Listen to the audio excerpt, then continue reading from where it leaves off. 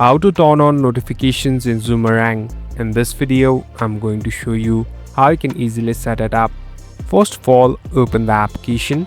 Now, here on the right bottom, you can see this profile icon. Simply tap on the profile icon. Here on the right top, you can find this three dot icon. Tap on this three dot icon and on the bottom, select settings. Now we are in this settings interface. You'll be able to find different options and even customize it. Here there's a section of notifications.